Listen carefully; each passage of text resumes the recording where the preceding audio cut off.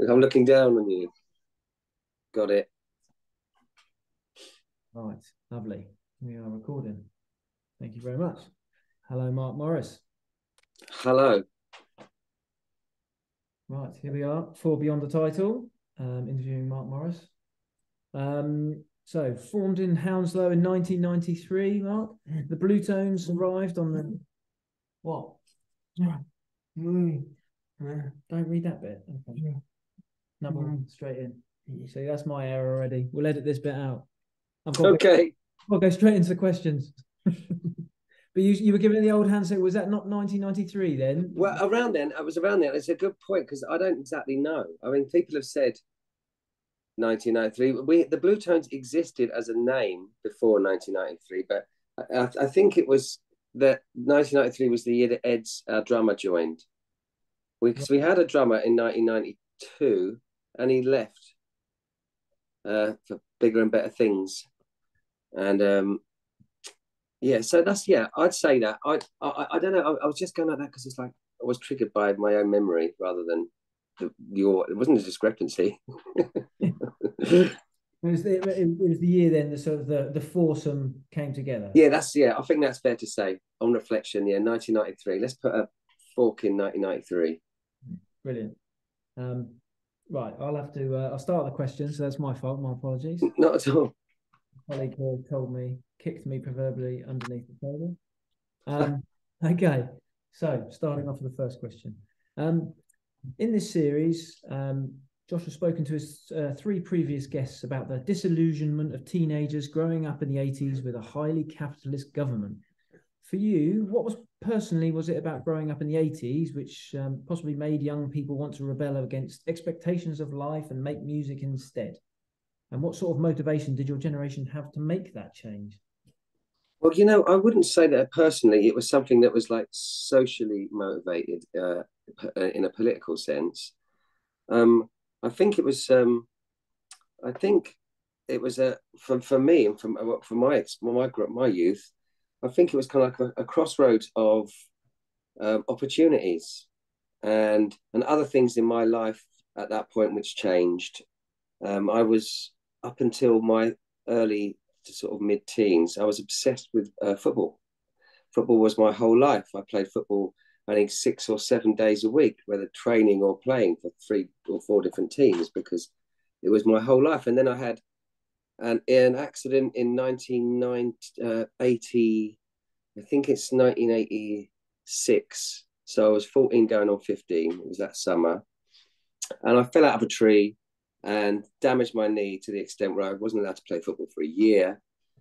And then when I did go back to football after a year, I'd kind of lost my enthusiasm for it. And also I was very aware of my sore knee still. So I didn't play the same way. I didn't play with it the same sort of fearlessness that I'd played before.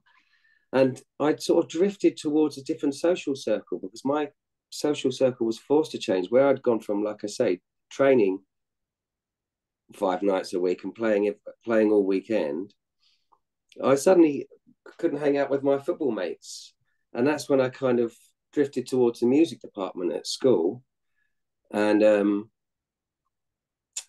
I'd always been a keen pop fan, but then I got a chance to sort of unwrap it a little bit more and explore playing instruments and hanging out with people that did play instruments and singing and performing a little bit. And that was more the prompt for me. It was more to do with where I was in my adolescence rather than where I was thinking politically or like I need to escape this small town.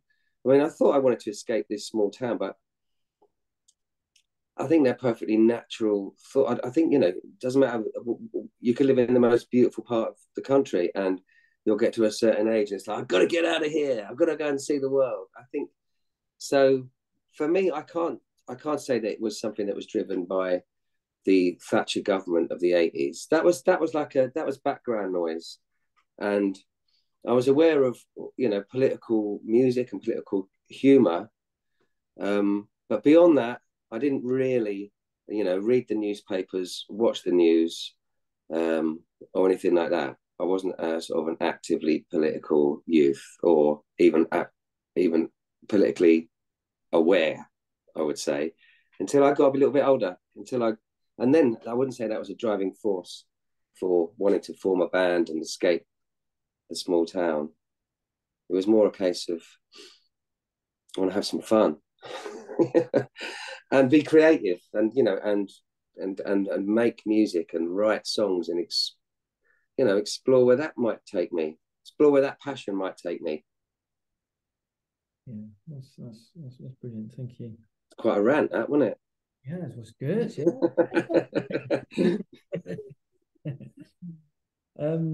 So the Bluetones formed in Hounslow in circa 1993. Yeah. A year before Stuart Maconie first penned the term Britpop. What do you think it was about that period that made teenagers pick up guitars? That's a good. I often think about this because, it was certainly like a kind of a bit of a sea change, wasn't there, in those years in terms of what was considered mainstream. And I think it was probably, again, accessibility. Guitars were suddenly affordable. You could save up your Saturday job money for a few weeks and get yourself an electric guitar and a small amp. And it was certainly encouraged at the school that I went to play music. I mean, but so I was going to divert well away from the question then. But I think accessibility, and I don't know. It was the right sort of generation. The Beatles and that movement of the 60s was far enough away from our generation where it wasn't even a memory. It was something that happened, a decade before we were born, and it was kind of romanticized, this sense of freedom. It was also this sense of that a lot of the great beat 60s psychedelic music was British, came from these shores, and that's when this country was, creatively speaking, quite an important place in the world. So I think it's a little bit of nostalgia without, what's the word for it when it's nostalgia, but you haven't lived it. You're remembering something you've not experienced. But a certain, like, a rose-tinted view of that period, the 60s and the 1970s, and how golden pop was during that time. And I think certainly for us, I mean, I can only speak. I mean, we were completely obsessed with the music of the 1960s and the 1970s when we were growing up through the 80s and early 90s. And so we were attracted to groups and artists that had that slightly retro sound. You could say the Smiths had a slightly retro sound. I mean, it's pure 80s. It's purely of its time, but it does have a certain melodic sensibility which feels quite psychedelic and birdsy. But I mean, for us, I think it was that.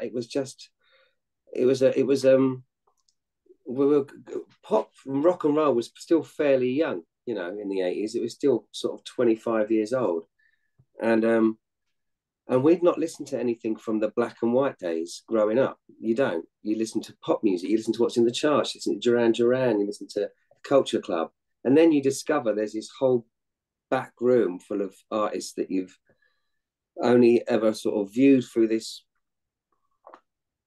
sort of with this opinion of them being old-fashioned and dance music, when actually it was really sort of invigorating and inspiring to listen to music from that era. So for me and for us as a group, it was like wanting to sort of emulate that beat group thing in the early days anyway. And I've always had this thing, people say, I started a band and it was a good way of meeting girls, and that never even crossed our mind in the early days. It was never considered that was one of the reasons you did it. The reasons you did it is because you're all a bunch of kind of geeks in a way, and girls aren't even really in your thoughts. You just want to do this thing you're obsessed with, which is be all jangly. I was about to mention the jangly guitar, because with Adam and with sort of Johnny Marr, and then comparing the two styles together, you sort of for me, Adam's sort of like one of the last jangly guitar, men out there. The last of the jangle pickers. Yeah, exactly. Yeah. So it's interesting you mentioned about the Smiths. Yeah, because it sounds brilliant. Yeah. Well, they was certainly one of those bands that when I was introduced to the Smiths by my good school friend, and I always listened to a lot of pop music and Phil Collins, and Tears for Fears was about as edgy as I got, and which is still pretty edgy, and not dissing Tears for Fears there, by the way. And it was one of those moments when, like, pre listening to sort of old music, it was alternative music. So my friend had made me a cassette and said, you should just give this like 2 listens, and if you don't like it, I'll stop banging on about them. And I fell in love with it and became immediately obsessed. And I was there quite late. It was just before The Queen is Dead was released, so I'd missed him at the beginning. I was still a bit too young then. But yeah, I think alternative music around that time was also like a gateway to older music, the music of the 60s and 70s. And it was like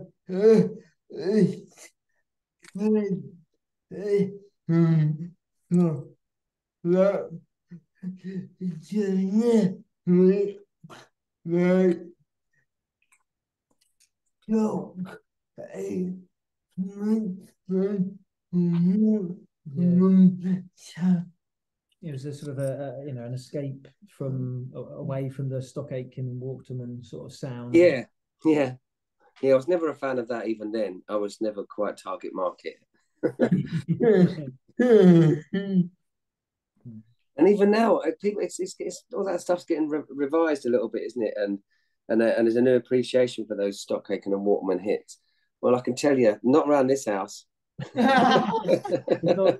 Second listen, no.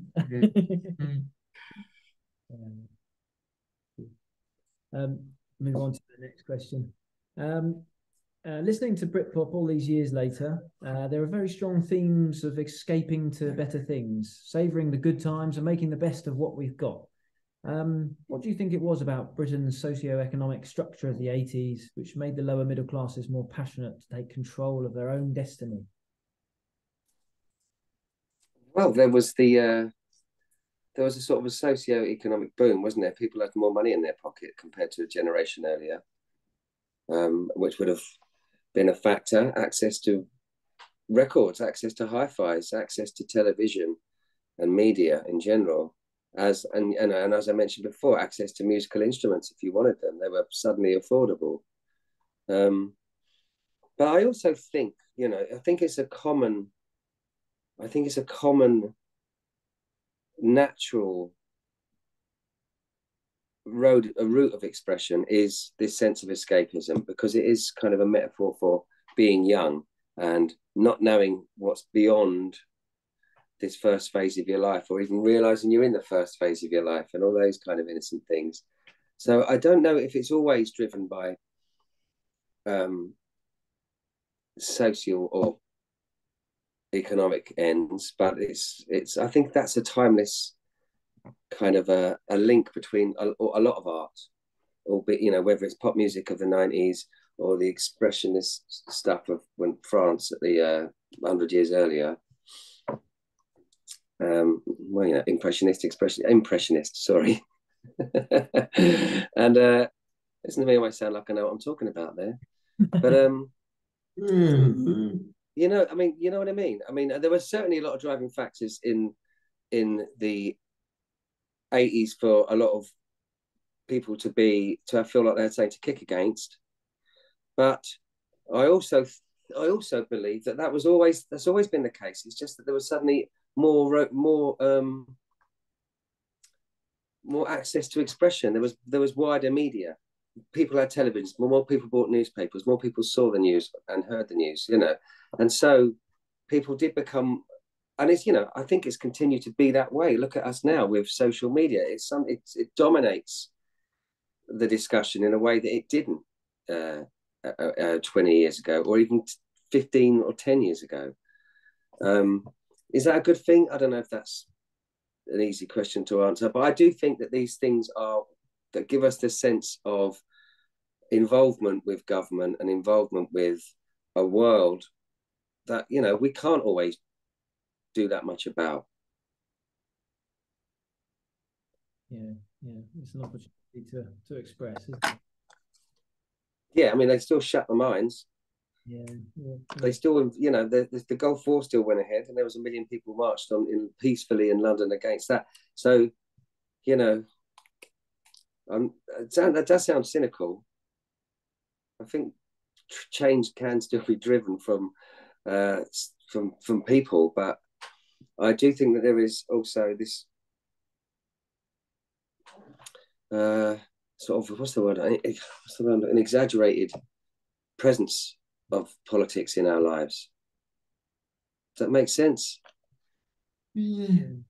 I think it's such a huge diversion now. It's become almost like entertainment, and I don't think it's necessarily good for people's mental health to be consumed by certain things. But there we go. It's part of the technology, isn't it? You can't put it back in the box. It's elitist. Mm-hmm. Elitist. Yeah.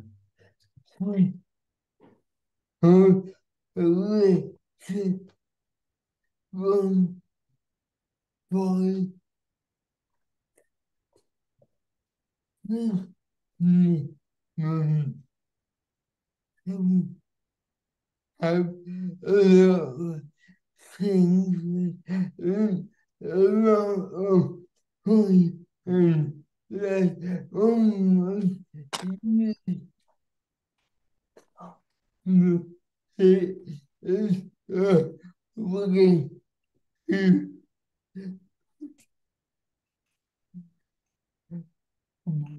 what is the thing?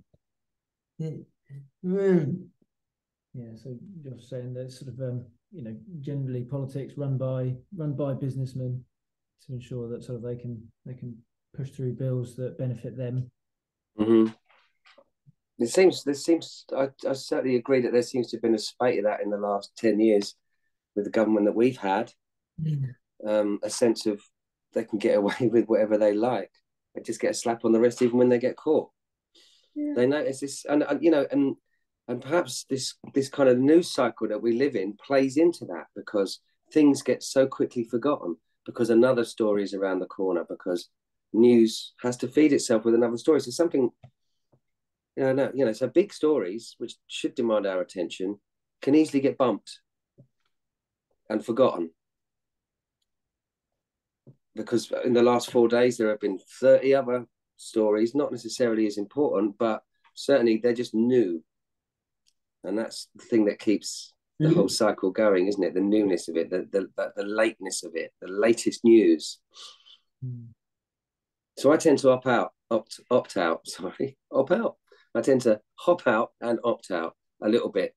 I buy the newspapers, I buy the Times, and I kind of skim it, because I like to see what the other side is thinking. I don't agree with anything that the Times editorial has to say, apart from the sports pages occasionally.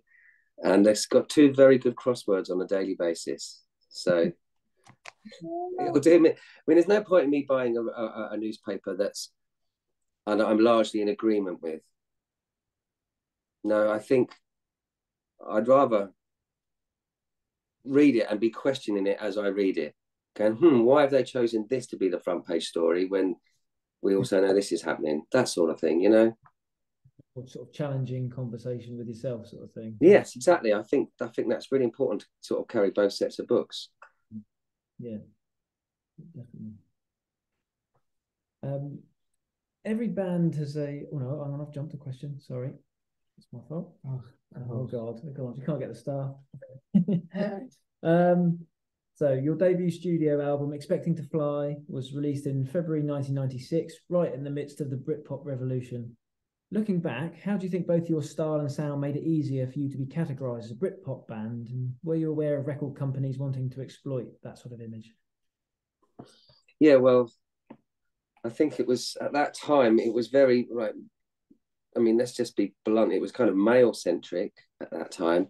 If you were a female band member, there was still something kind of novel about that, or it was certainly treated and discussed as if it were novel.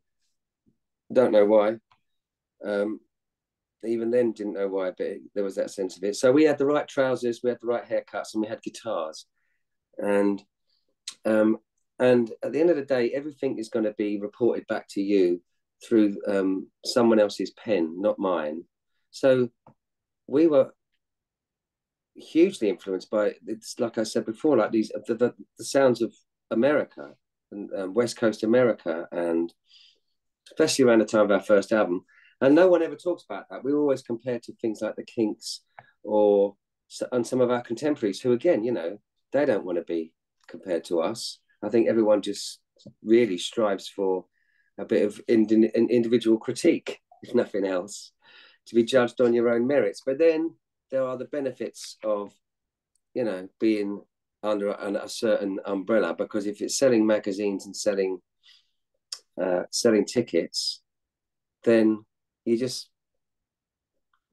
not just go along with it, but it's not where it feels futile kicking against it, because everyone else is telling you, oh, but you are Britpop. We go, no, we're not. We're doing our own thing. And after a while, you just find yourself having the same conversation. So you just don't talk about it. You just try to, you know, plow your own furrow, as it were. But I mean, at that time, sorry, so I didn't directly answer the question. You know, we had 3-minute pop songs. We had 3-minute pop songs with nice, catchy choruses, and who doesn't like that? You know, that is the thing, isn't it? That's the guitar pop holy grail. If you can nail that, and we seem to nail it in those days.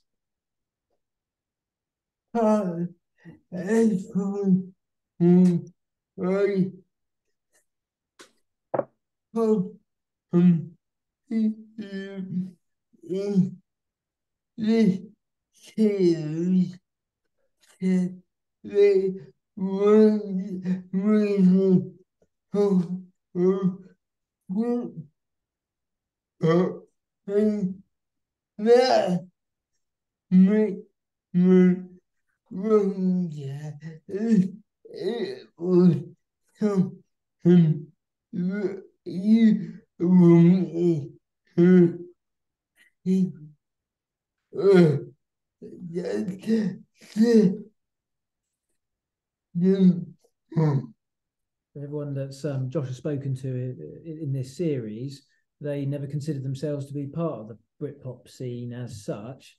But I was just wondering, you know, is that something you specifically tried to keep yourself away from, or not? We did at the time. But after a while, like I say, you just give up fighting. You say, "Oh, call us what you like." You know, I think you feel yourself being too bogged down with this fight that you're never going to win. Like, we're not Britpop, and it's like, well, God, it's like that. Right, it's that philosophical question, isn't it? It's like, and to a certain extent, you are what people say you are. You know, you have your own sense of self, but that is also balanced out with how the real politic of the world, how you are seen. So you have to sort of go, well, we don't sound like the Chemical Brothers, and we don't sound like UB40.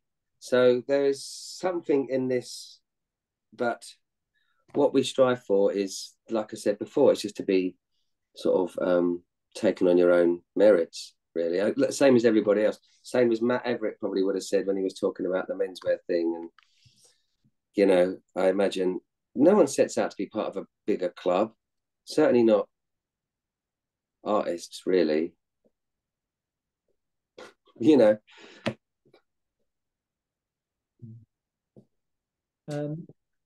Every band has a complicated relationship with their biggest hits as they struggle to find the perfect balance between creativity and commercialism. In 1996, you released the indie anthem Slight Return. What's the background of the song, and how do you think it was able to identify perfectly with a certain moment in time? Yeah, that's obviously that's something I think about from time to time anyway. Like, what the hell happened there? But I mean, the creation of the song is quite a simple, sweet little story. We didn't have any equipment at the time. We just had our guitars, but no recording equipment. So my brother wrote most of the music for Slight Return, and had a way of doing it. He'd record like a percussion, like whacking some spoons into a cassette player, and then have another cassette player, and then put that cassette, play the cassette, and record it on a second cassette player, and play along with the first one, and then just keep swapping them over, layering the tracks like that. So eventually, you got a very faint, very quiet, very hissy idea of a song, and that's how Slight Return started life. And it was always one of the sort of more throwaway ones in our early set, when we even had like 6, 7, or 8 songs. It was something that we were aware of its jauntiness and its catchiness, and it's sort of, as you know, as a message of, it's got a vaguely positive message at its heart, and but we never considered it to be one of our big songs. We never considered it to be one of our best songs.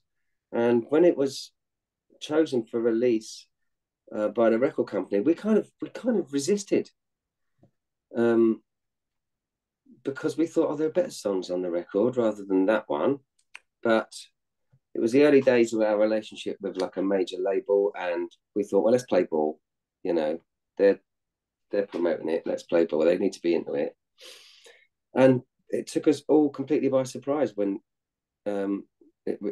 people liked it as widely as they did, and suddenly, and it jumped to number 2 in the hit parade, and yeah, that caught us all completely off guard. But it just felt surreal, even when it was happening. It felt like it was happening to somebody else, you know. It felt like we were at somebody else's party, invited by mistake.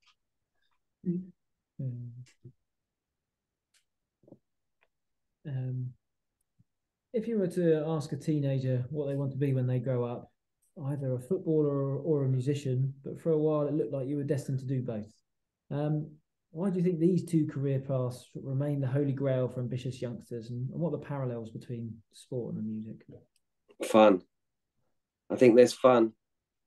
I think a lot of people give up sport because it stops becoming fun when it gets serious and super competitive.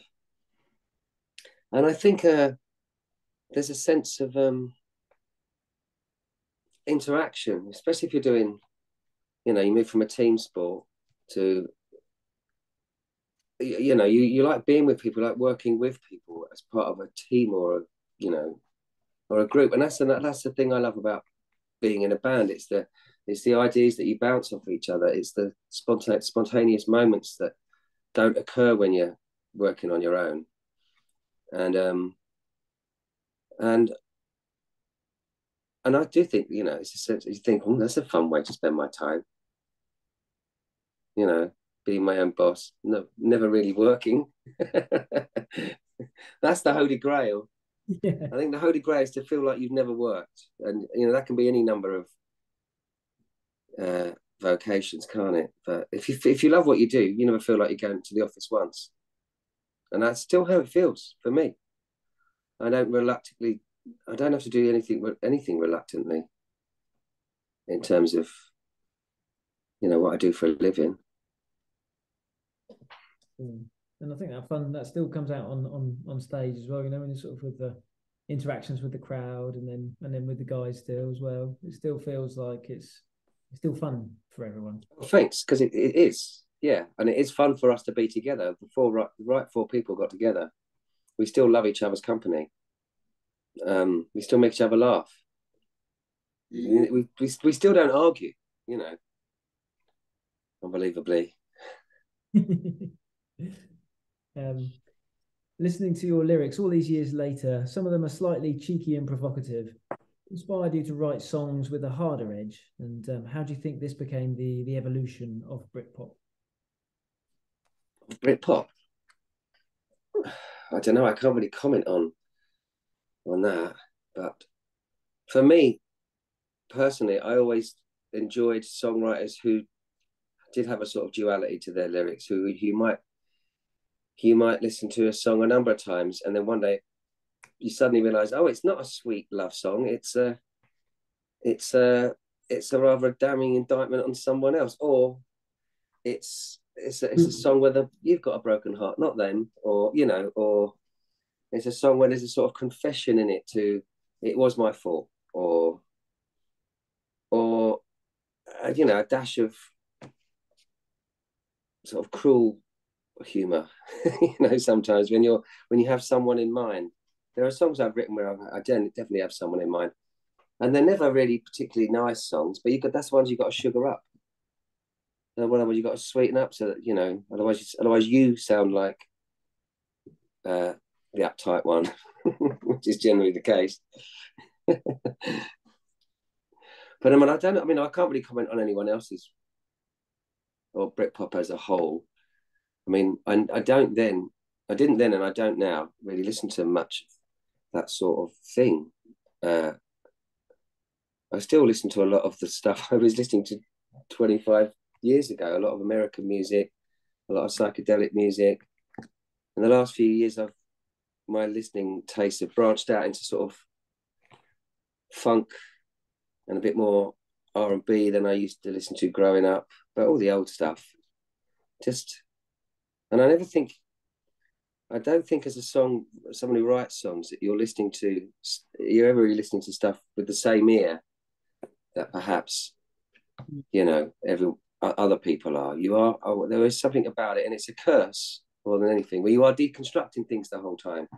You're breaking things down. You listen to a hi-hat, you're listening to a chord progression and going, oh, all right. And you get the guitar out and go, what is that? So, I didn't think you could go from a B flat to a G7, but you can. And all that sort of nonsense. And so, gosh, I'm really waffling on here, aren't I? Good stuff. Yeah, I can't really say about Other Eyes, just could I really? It would be untoward. But I think you're right when you say about the sort of the hearing the song 10 years apart and then interpreting it in two different ways from where you were later on. That's the beauty of still listening to some of the same records still. That's art, baby. The art stays the same. We change. The painting stays the same. The way we view it changes. The movie stays the same. You come back and see a film 15 years later and relate to a completely different set of characters. This happens a lot. Quadrophenia is a good example. I can't watch, I remember watching Quadrophenia as a kid and thinking Jimmy was my ultimate hero. But then I watched it again about 5 years ago, and all I could feel was like massive sympathy for his parents. And just think, settle down, Jim. You've got a good job here. Don't blow it, you little twat. You get her You only get her up the duff. Yeah. Come on, Jim. Come on, Jimmy. What are your memories of appearing on TFI Friday? How do the chaotic, anarchic style of the show perfectly complement the philosophy of Britpop? It was all pretty organised behind this. It had that impression, didn't it, on the camera of being very off the cuff and whatnot. But everything is obviously down to the nth degree, except, they can't predict what Sean Ryder's going to come out with every time. But those things are run like clockwork, because they have to be, because they can't be late on their commercials, because that's where they make their money. But I always have I enjoyed the experience of being, doing the songs and being filmed doing the songs and with an audience and all that. But it was always it was always a long day, because you're hanging around and you can't sort of really relax too much, because you're going to be on telly and your nan's going to see this. So you can't really let yourself down. But yeah, I remember it being long, especially when we did top of the pops as well, because the rest of the band could mime. They could just mime away, but they insisted on it being a live vocal. So you get there and everyone would have lunch, and then they crack open the wine, and it's like, I can't join in because I've got to be straight edge for this TV performance. So I never found those days as much fun as the rest of the lads. Oh whoa, huh? Oh whoa is me. With you.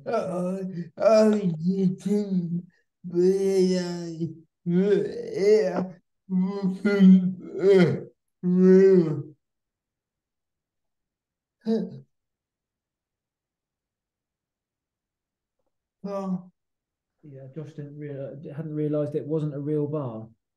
The one up top. That one, it was a real bar, but they wouldn't serve drinks all the time. Yeah, and it was only accessible to those people who were in that room, and that room was a lot smaller than it looks on television.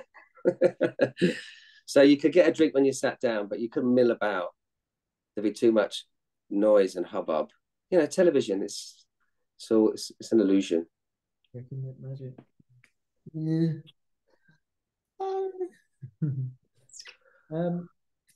Likewise, you mentioned it already, Mark, but likewise, during the mid-90s, Top of the Pops was still a rite of passage for any musical artists. And, were there any other memories of performing on such an iconic show, such as... Well, our very first television appearance was on a show called The White Room. And that was hosted by Mark Radcliffe, wasn't it? Yeah, that Damon Albarn special with Ray Davies. Oh, I absolutely loved that. That was unbelievable. Was that The White Room? Yeah. But see, we did that before we'd even signed a record deal. We were like, oh, the hot new band in town, etc. And we got asked to make an appearance on that, doing Slight Return, several months before it was released. And of course, we were just absolutely frozen with nerves. But I can't remember who else was on the show. Brand New Heavies were on the show, and the Cocteau Twins were on it, or Liz Fraser was there. And she and Nadia Davenport from the Brand New Heavies were very sweet and kind towards us on that day, because we were all like a bunch of, greenhorns, a little bit wet behind the ears. And they were very complimentary and of us on that day. They could tell how nervous we were and kind of like completely blown away with being in that environment. But that was very enjoyable. It was because that was one of those ones where that was the first time you could go out, you could see your friends, and they'd all seen you on the telly. That was a cool show to be seen on as well. That was really cool. Yeah, that didn't run for long enough, did it? No. When you take this play,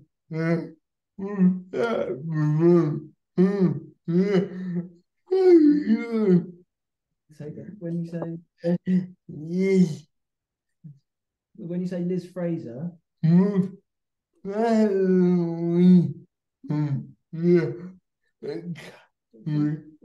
that the one from the Carry On films?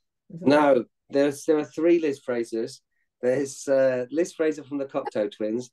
There's the lovely buxom actress from the Confessions films, and she was in Confessions of a Window Cleaner, all those as well, wasn't she? In a couple of Carry On films. And there's another Liz Fraser who sometimes appears on This Morning as an expert on family matters.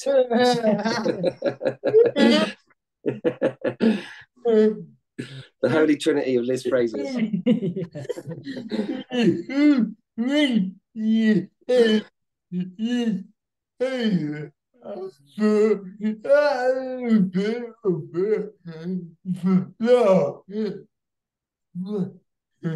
Yeah, so when you said Liz Fraser, you thought that was a bit of a bizarre booking. I think it was the Yeah, what's she doing there?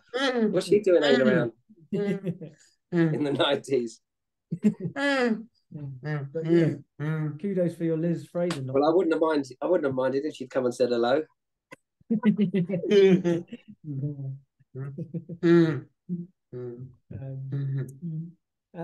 What are your memories of Glastonbury, and how do you think the festival helped to cement Britpop into the national psyche? Well, my memories of Glastonbury were originally sort of formed as a punter. I went there in 1991 and 92 or 93, I can't remember, but I went on a couple of times in quick succession as a punter when it was affordable, and I loved it. I absolutely loved it. I had the best time. I made loads of new friends, had loads of brilliant experiences. Because in a weird way, even when you're there, the music element of it is kind of secondary to the wandering around and catching up with people. And this is the day when I went, it was before mobile phones and whatnot. So you really would have to, it was a miracle that you found anyone, but you did. You'd make plans before you got there, meet you at this place on that day. And then we played for the first time in 1997, and it was we were actually recording the album over that summer, so we had to take a break from recording to do these festivals and stuff, which was disruptive to the recording process, but it's good fun nonetheless. And the year we played, it rained torrentially, and there was a risk that our set was going to be cancelled. We were due to sort of close the second stage on the Sunday night, and there was a risk that it was going to be washed away. And poor old Manson, who were on before us, all their stuff just started to fritz in the rain, and all their electronics went down, so they had to pull their set. And I mean, if I'm honest, my strongest memories of it are just kind of like Polaroid flashes, because I was kind of overwhelmed by the whole experience and the scale of it. And even though it was nighttime when we played, you could see how big the audience was we were playing to, because there were fires going and everyone's got these torches, and it was kind of just it was a surreal and overwhelming experience. And one of those ones you instantly wish you had the chance to do it again, and you wouldn't be so nervous or stop and smell the roses a little bit, enjoy it, soak it up, rather than just be sort of slightly overwhelmed by it. But I love the whole experience of the weekend then. And we played in 2000 again on the main stage. And then then there was a longer gap. I think we played in 2010 on the left field stage. And we haven't played since then. And obviously, the culture had changed in between our appearances. Like the 97, I think it was quite a Britpop heavy bill. Although Glastonbury's always been good for bringing in music from all over the place, and bringing lots of different acts into one place rather than just pandering to. Well, Reading was much more of a fashion-led festival with its bill, I think, than Glastonbury ever was. And so, it's difficult to say what an impact it would have had on the Britpop culture of the time, because it was not as if it was as widely covered as it is now. You'd get a 4-page spread in the NME and the Melody Maker, and that'd be about it. But now you get like 4 weeks build up on the BBC, and then 4 days of wall-to-wall coverage on 6 channels, and it's great. And it gets shared all around the world, that footage. So I think it's a bigger calling card now than it was 25, 26 years ago. But that said, it was a good place to have everyone in one place. The scene, as it were, all the scenes in one place, or all the alternative scenes in one place. I think today it feels a little more commercialized and a little more I don't know, self-conscious than it did in those days. But I mean, that could just be my 52-year-old curmudgeonly brain speaking. Like I say, I've not been for a few years. I'm only commenting from a distance. If I went there, I'm sure I'd have a blast and completely change my mind. So yeah, it probably is my curmudgeonly brain talking, isn't it? I'll just talk myself around there.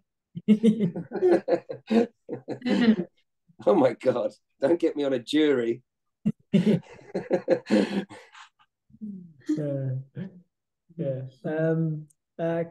Tell us about the club Blow Up. Oh yeah, Blow Up. See, that was quite a pivotal place in the early days, in the sense that it was like a mod scene, which wasn't particularly widespread in those days. It was still pretty niche to like mod culture and mod records and that sort of thing. And Blow Up was tiny. It was literally a room above a pub. It was a nice sized room, but it was one room above a pub that was shared. It was called something tree. Oh no, not the Lilac Tree. But it was called the Something Tree, this pub in just behind Camden High Street. And downstairs was a gay bar, and upstairs was Blow Up. So quite a mixed crowd on the Saturday. It was like once a month or once a fortnight that Blow Up would be there. And we got invited to play. We'd go there as punters and then got talking to the guys that run it and said, oh, we got a little band.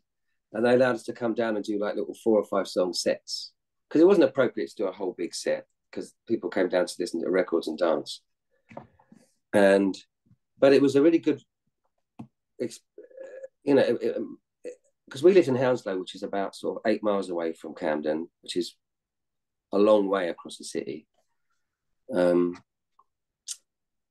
it was nice for us to sort of meet people who were sort of closer to the industry, as it were, because Paul and Andy, who ran Blow Up, had their fingers in lots of different pies. They were in bands themselves.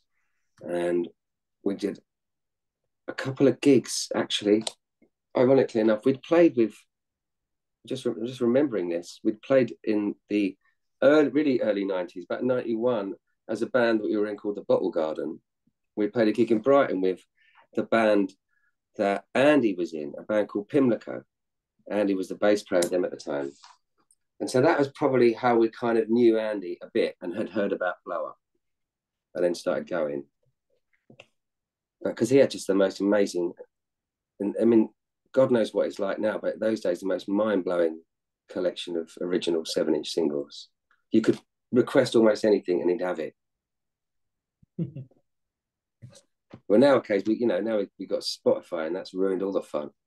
People get yeah. It's a lot, yeah. It's more easy to transport around, I suppose. If you had to pinpoint a specific moment that defined Britpop, what do you think that would be? Well, it would have to be the Bluetones going to #1 with their debut album. The high point was also signaled the death knell.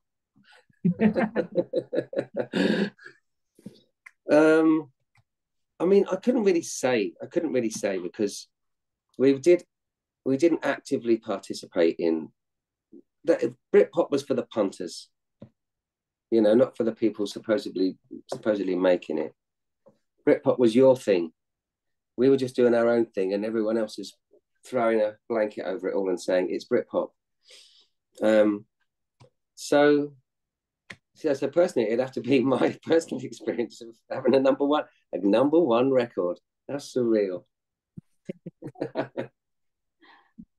but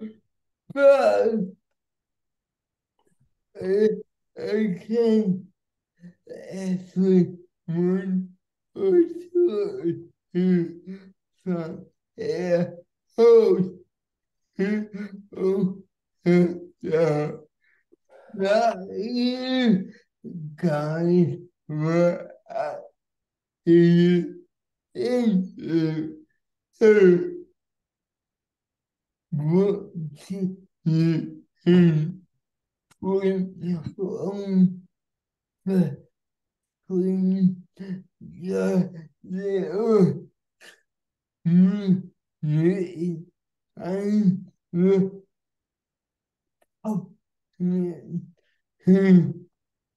who made that happen.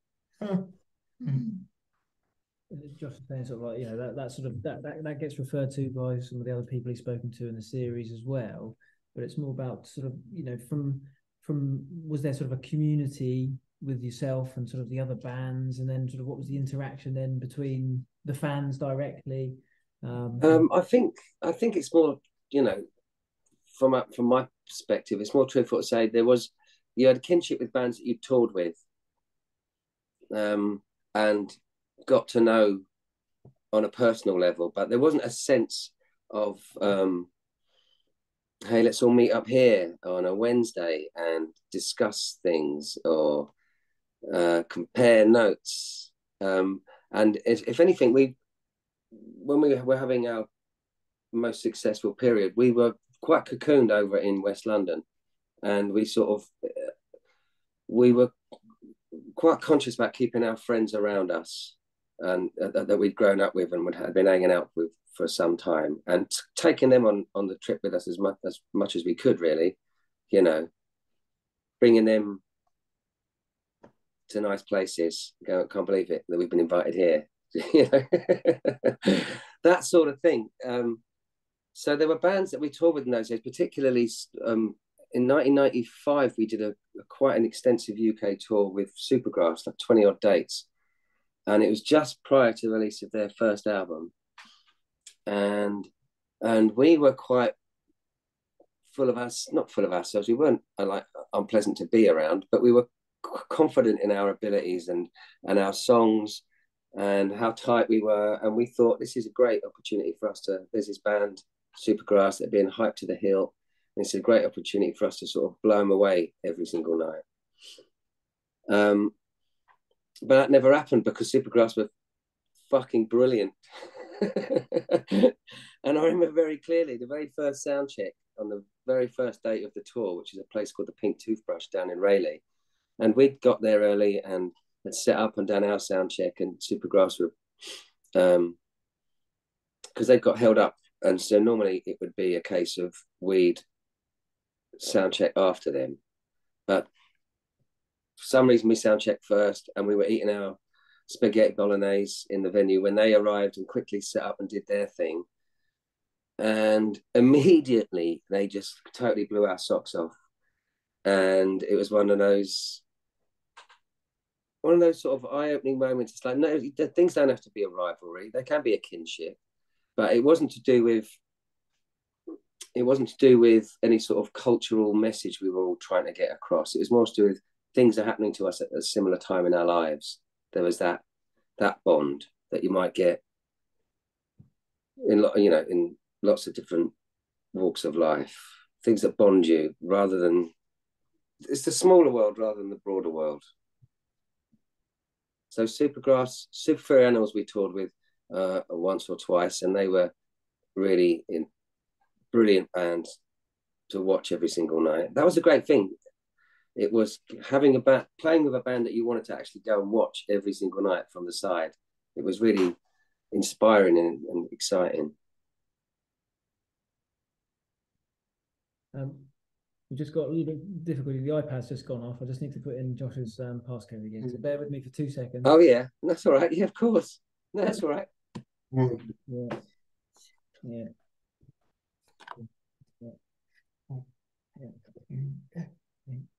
Yeah. Perfect. That's good. Lovely. Back in now. Thank you very much. Right. What looking back at your career, what do you think is your proudest achievement? It's difficult to say. There are sort of moments that you'll always remember of satisfying moments. And the very first time we went to Japan, for example, when the plane was about to land, and you could just make out the coastline through the clouds, and there was that sense of this is really happening. We are actually playing gigs on the other side of the world now. And there have been records that we've made that I'm still like very proud of, and think people just need to hear it, and then they'll agree it's an all-time classic. And but I think generally speaking, and this probably sounds a little churlish, but I do feel like the greatest achievement is still being here, still having music so central to my life, and still being able to do something that gives me such pleasure and earns me a living. Yeah. And that feels constantly, you know, I'm not walking around all day patting myself on the shoulder, but there is a sense of satisfaction by being busy doing something I love. Yeah. And still flattered by audiences when they like new material or crave new material, even, you know. It sounds, well, I don't know, glib, but it's true. These mean more to me than sort of selling X amount of records or being nominated for this, that, or the other, because those things are completely out of your control. And they don't feel like a personal achievement to have sold a lot of records. It feels like, well, that was good timing, but you know, making the record, I feel proud of the record that we made. Listening back to that first record, it still surprises me, as they all do. They all surprise me. So I don't listen to them a lot. Now and again, you get a bit tiddly and nostalgic, and you stick something on, and it always jumps out and goes, "Oh my God, we were pretty clever in those days." Yeah, it was. Yeah, that album for me was still it's one of those albums. You know, when you're in sort of when you're growing up as such, and again, it inspired. I had a band myself with a few of my mates, and you know, we did every single track of Expecting to Fly, and wow, we absolutely loved it. Yeah, and still do. And so, yeah. Thank you very much. And, you know, just saying, it's just well, that's music to my ears. That's music to my ears, because that's relatable to me as well, because that's how I, you know, felt about records that made me want to write. I want to do that. Yeah. Because again, Josh's question earlier about picking up a guitar, and again, that's exactly what it did. So you know, thank you for that. My pleasure. Yeah.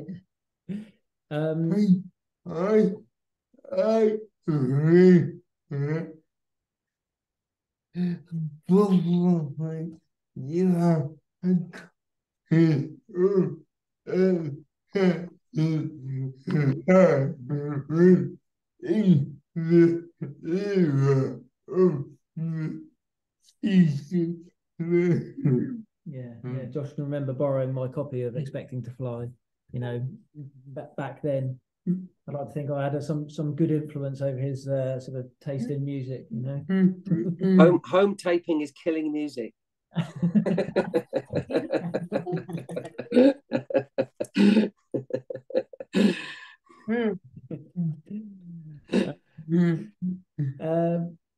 What's the legacy of Britpop in your opinion? Was it more than a musical era? I think we've got to be like fairly honest. I think it's kind of mixed, isn't it?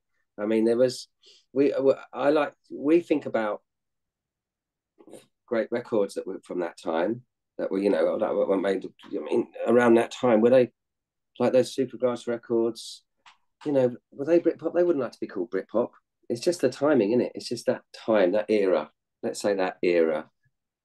But there was a sort of laddishness around it that we were keen to distance ourselves from. You know, there was a sort of, you know, there was a big difference between how people behave at an Oasis concert and how they behave at a Bluetones concert. You know what I mean? You're not going to get someone chucking pints in the air, pints of God knows what in the air at a Bluetones gig. You know, so I don't think we necessarily attract the same branch of those fans to our shows, and that feels good because we always try to just distance. There was a certain loutishness to it and a sort of leeriness to a lot of all that was going on, and you know, by the magazines like Loaded and whatnot, and that felt off at the time, and now they just seem completely prehistoric. But so I think I think the legacy of Britpop is double-edged. Some great records, some really interesting artists, and which were gateways to other records and other artists. Oh, sorry, a little sneeze. And but there is that sense of it was a bit football hooligan-y as well on one side of it, You know what I mean? Bit laddish, a bit oi, a bit lager in the air. Yeah. And I've never been a lager drinker. Yeah. Ah. You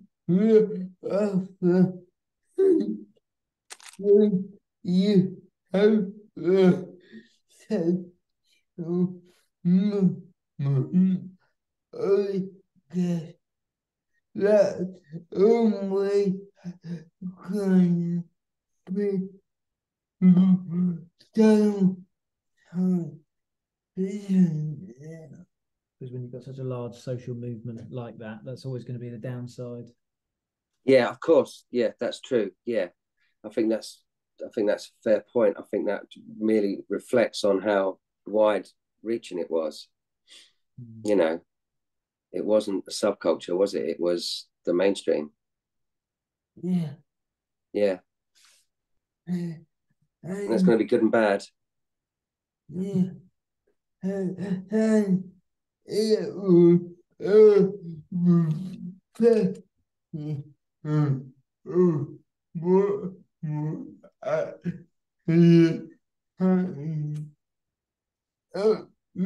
sorry. Yeah. The music was sound my Yeah. So it was a rebellion of what was going on at the time and the soundtrack that reflected it as such. Mm-hmm. And you know, one thing we haven't really touched upon as well as like the recreational drugs that people were using at the time. Things like ecstasy suddenly exploded onto the scene, didn't it? In the late 80s, but it was everywhere by the mid 90s. And suddenly things like cocaine were widely available. I don't know how widely available before that because I was a kid. But they were certainly everywhere you went when in this period through my mid 20s. And you know, I was able to knock it all on the head quite smoothly before the end of the decade, actually. But that is to say, cocaine. I same as everyone else. I was curious. And ecstasy was the love drug, wasn't it? So that would have had this sort of link between those times and the psychedelic period of the sort of mid to late 60s. There was that also cultural, because thinking so possibly even more so than the sort of, well, they all feed into each other, don't they? But the sort of social political climate and the economic climate, because it felt like a summer of love, didn't it? There was the 1989 was the second summer of love, wasn't it? Do you remember that? And it was an echo of what had happened, or through, you know, that lovely rose tinted window, of what had happened in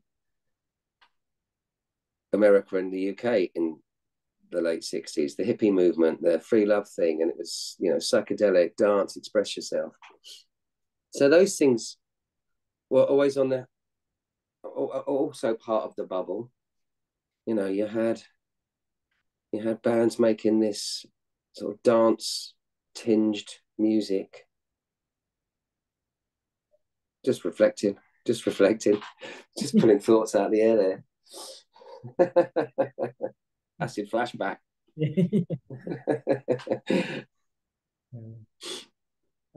What's next for Mark Morris? I'll ask him when I see him. Well, actually, I've got, at the moment, I'm on the road with Adam. We're doing a number of acoustic gigs again to finish the year, similar to the sort of set we did earlier on the Isle of Wight. And then on January the 1st, we're going straight into the studio. And we've got some ideas for new songs, and we're going to really knock them around and see how they're looking, how they're shaping up. And the plan is to release a number of EPs over the next several months, rather than do an album. This way, I think we can keep ticking over in a more productive way. You know, I think it'd be difficult because one of us lives in Tokyo, so I think it'd be difficult for us to get him over here away from his family for what is the protracted amount of time you'd need to do all the pre-production on an album. So we're going to break it down. Brilliant. Yeah. That's exciting stuff. We should be looking out for those. So that's it. That's me. And the rest of the time I shall be just doing what I like to do best, which is the crossword and drinking white wine. Whoa. Yeah, that's my chosen poison.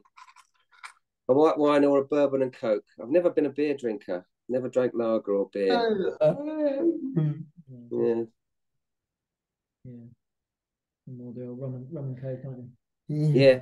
I like the rum and Coke. In the summer, I like a rum and Coke. Anything in Coca-Cola, really. But so I think almost on to the last question, really. And so it's as we finish this Britpop season, if cultural historians in 300 years came across the Britpop phenomenon, I think they would learn about the societal attitudes towards pop culture in the mid-90s. Well, I think that there was definitely a case of there was a generation of young people with slightly more disposable income than the generation before, because more media was being bought, more records were being bought, more movies were being watched, more magazines were being bought, more books were being read, more clothes were being bought. And even the clothes of the time reflect the abundance, because everything was baggy. Everything was too much material, wasn't it? It was like an abundance of everything. Even your clothes are too big for you. And everything was affordable. And it's, I think that was the first, it started in the 80s, but that was the first real big pulse where everyone had access to everything, not just a colour telly, gadgets and disposable income. We were doing pretty well as a nation in those times. And I think it'll be in the context of all of that and the fact that the place was flooded with ecstasy. What a great way to end. What a great way to end. Oh, well, thank you. Well, it's been a delightful conversation, I must say. These aren't things I think about a lot unless I'm, pushed to. So it's nice you sort of discover the way you feel about things yourself through these sorts of conversations.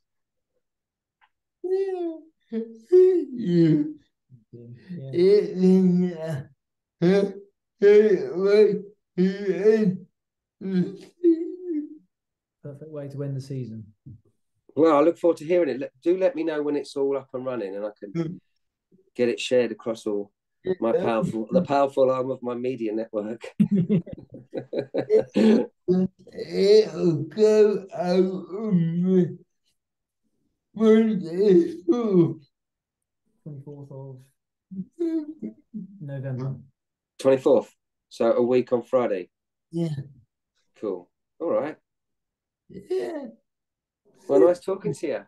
Brilliant. Thanks, Mark. I'm going to go make myself a prawn salad. Yeah. Oh, yeah. Well, I've got to. No. What?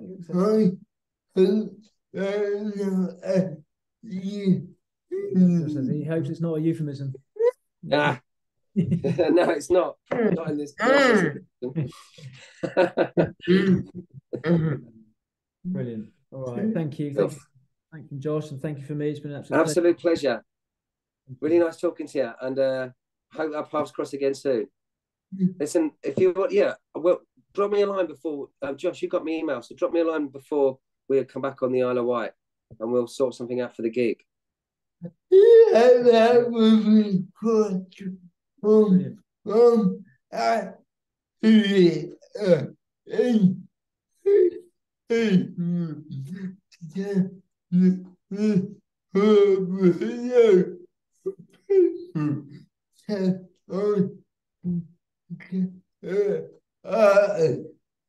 Yeah, so Josh is actually the local paper's entertainment journalist as well. So it's like one main paper on the Isle of Wight, the Isle of Wight County Press. Right.